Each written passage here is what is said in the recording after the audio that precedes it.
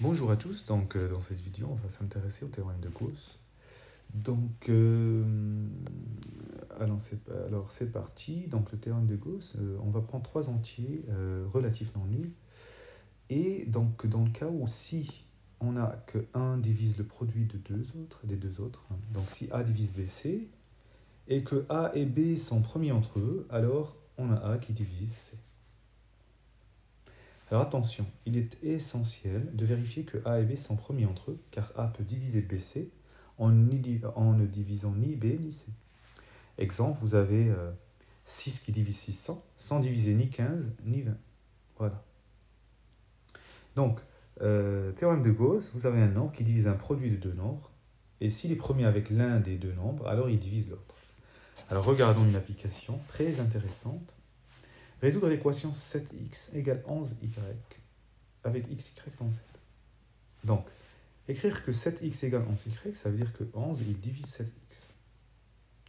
Mais comme 11 et 7 sont premiers entre eux, le PGCD c'est 1, donc 11, il divise x.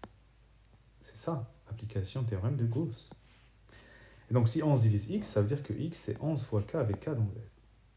De même, 7 divise 11y, donc cette égalité que vous avez là, hein, cette égalité, 7x égale 11y. Donc j'ai 7 qui divise 11y, et que le PGCD de 7 et 11 c'est 1. Donc 7, il divise y.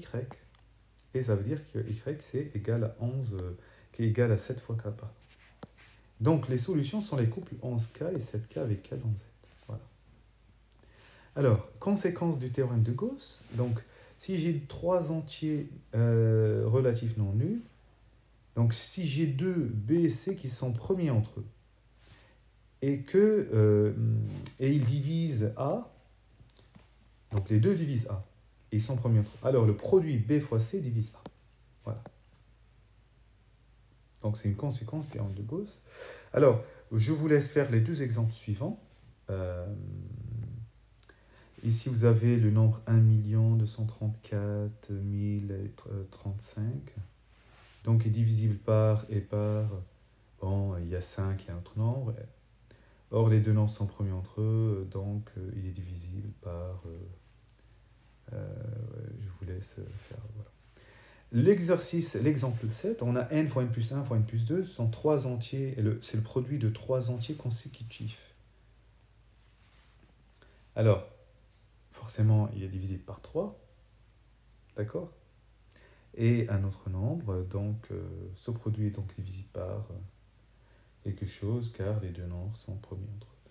Voilà, donc après ces trois vidéos de PGCD, théorème de Bézout et théorème de Gauss, prochaine fois, on va faire un exercice pour appliquer tout ça à la résolution d'équations diophantiennes. Bon courage.